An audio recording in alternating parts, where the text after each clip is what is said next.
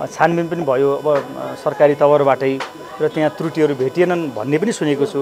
तर त्यसको चाहिँ आधिकारिकता चाहिँ के हो त, त्यो सत्य तथ्य के हो त भन्ने कुरामा मैले चाहिँ अझै भर्खरै मिडियामा मात्र देखेको छु। अब त्यो आधिकारिक रूपमा आयो भने त त्यो राम्रो कुरा हो। धुर्मुट सुन्तलीलाई मेरो शुभकामना छ। हजुरहरूले चाहिँ नखाएको विष लाग्नु हुँदैन।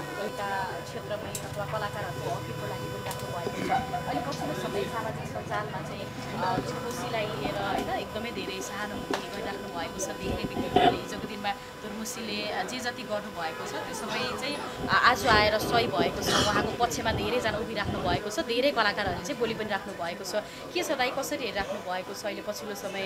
अब उहाँलाई सहानुभूति धेरै दिइराख्नु भएको छ, के छ दाइ तपाईँले? आज म पहिल्यै तपाईँलाई के भन्न चाहन्छु भने आज हामी अच्छा लेखनको फेरिमा छौँ। हामीले यही गीतलाई शुभकामना दिने हाम्रो अहिलेको अवस्था हो। धुर्मुसीको बारेमा चिन्ता र चासो नलिने अहिले पछिल्लो समय कोही पनि छैन। हामीले छुट्टै तरिकाले उहाँलाई भेट्दै के सकिन्छ त्यो एउटा भइराखेको छ। अर्को छुट्टै कार्यक्रममा हामी त्यसबारेमा बोलाउँला पनि होइन। र आज यो गीत एकदम चलोस्। यही गीतका बारेमा तपाईँहरूले शीर्षक लेखिदिनु होला, यही गीतको बारेमा प्रचार गर्नुहोला भन्ने मेरो अनुरोध छ। धुर्मुसीको लागिमा अरू इन्द्रणीमा विशेष कार्यक्रम राखौँला, तपाईँहरू आउनुहोला, त्यहाँबाट कुराकानी गरौँला उहाँलाई राखेर।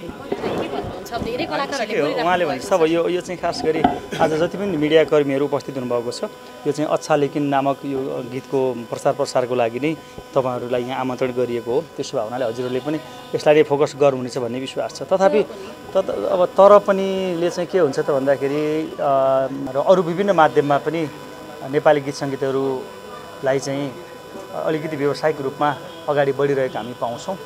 र त्यो अवसरमा अब म पनि यसो घुलमुल हुने मौका पाइरहेको छु। विभिन्न कार्यक्रमहरूमा चाहिँ सहभागी हुन पाइरहेको छु। जेन्जी नै हो, जेन्जी होइन, म जेन्जीको बाउ हो। म होइन, म जेन्जीको बाउ हो। त्यो बेलादेखि अहिलेसम्म दाइ जेन्जी नै हो। Thank you. अब मेरो निरन्तरता दिनुपर्छ भन्नेमा छु, दिइराखेको पनि छु, कोसिस गरिरहेको छु। अब हेरौँ, दर्शक श्रोताले अहिलेसम्म जति माया गरिराख्नु भएको छ त्यस्तै गरी माया पाइरहँ, त्यति भए पुग्छ। अब एउटा नयाँ गीत पनि आउँदैछ।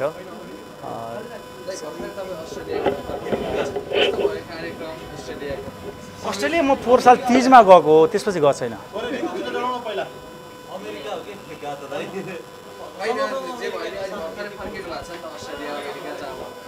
होइन, म अस्ट्रेलिया गएकै छैन अहिले। हजुर हो, गएर आएको। राम्रो भयो।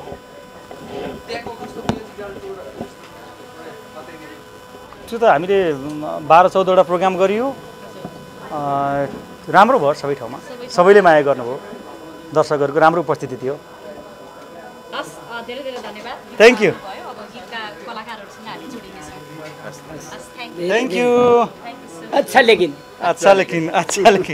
जुन दिन मैले साइला तिमीलाई देखे त्यही दिनबाट साइला हातैमा नाम लेखे। मेरो माया साइला पटनको लाहुरे लाको माया साइला ला छैन भान्छौरे। कस्तो राम्रो। अब पल्टने लाउरे, रियलको लाउरे उहाँ भन्ने हामीले सुन्नमा आयो होइन? हो नि होइन हजुर, रियलको लाउरे, रियल लाउरे, एकदम रियल लाउरे हो। यो गीत चाहिँ खास गरी उहाँलाई जुरेको रहेछ। अनि यो गीत रेकर्ड भएको पनि 1 वर्ष भयो। अनि यत्तिकै बसिरहेको थिएँ। अनि के गर्ने होला, कसरी गर्ने होला। अब मैले म्युजिक भिडियोमा त धेरै मोडलहरूसँग काम गरिसक्यो। अनि कसलाई राख्दा ठिक होला भनेर सोचेकोमा झ्याप्प उहाँसँग भेट भयो होइन। उहाँ फेरि अहिलेसम्म यो मिडिया लाइनमा फेस नै भएको छैन। उहाँ रियल लाउरे हो होइन, त्यो कारणले पनि हुनसक्छ। अनि चाहिँ अब यस्तो गीतको क्रममा अनि उहाँले सुन्नुभएपछि यो गीतको भिडियो हेरौँ न भन्ने कुरा भयो होइन। भिडियो भएको छैन, अडियो मात्रै छ। अब गाउनु पर्ला नि भने अनि अब उहाँलाई मन पर्यो गीत सुनेपछि। त्यसपछि अब रियल लाउरे पनि हो, एउटा सम्झना पनि हुन्छ। अनि उहाँलाई कस्तो क्याच पनि गरेको छ क्या। अनि त्यसरी नै हामी अगाडि बढ्यौँ। के कस्तो रह्यो त यात्रा? अब ऋतुजीसँगको सहकार्य कतिको स्मरणीय रह्यो तपाईँको लागि?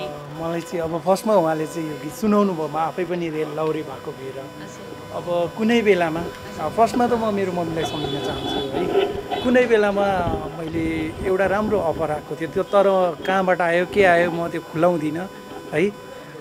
कुनै दिन खुलाम्ला त्यो पनि खुलाइदिनु न। नै प्लिज म खुलाउँदिनँ है। अनि त्यो मम्मीको सपना थियो, त्यो गीत चाहिँ एकदम चल्यो है। एकदम चलेपछि चाहिँ मम्मीले भन्नुभयो खेलेको भए हुन्थ्यो भनेर सोच्नु, नत्र मेरो दिमागमा चाहिँ म खेल्छु भन्ने चाहिँ अलिकति पनि थिएन कि। अनि फेरि ठिक छ नि त, मम्मीको पनि एउटा सपना थियो, खेलिहाल भने उहाँको गीत सुनेपछि ल गरौँ न त भनेर चाहिँ गरेपछि अब कस्तो भयो। एकदमै राम्रो भएको छ। ओके, अब रियल लाउरेलाई राख्नु भएको छ गीतमा होइन?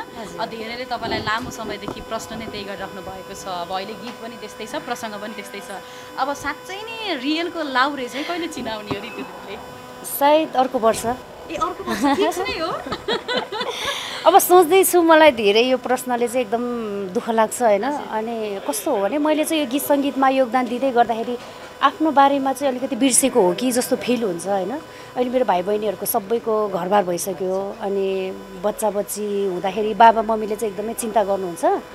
अनि एकचोटि चाहिँ बिहे भएको देखेर मर्न पाए हुन्थ्यो भन्ने धेरै गुनासो गर्नुहुन्छ। अब हेर्दै जाऊँ, अब यसपालि यो वर्ष पनि आफ्नै, अर्को वर्ष पनि आफ्नै बित्दै जाँदाखेरि साँच्चीकै म ढिला भएको हो कि जस्तो फिल चाहिँ हुन्छ।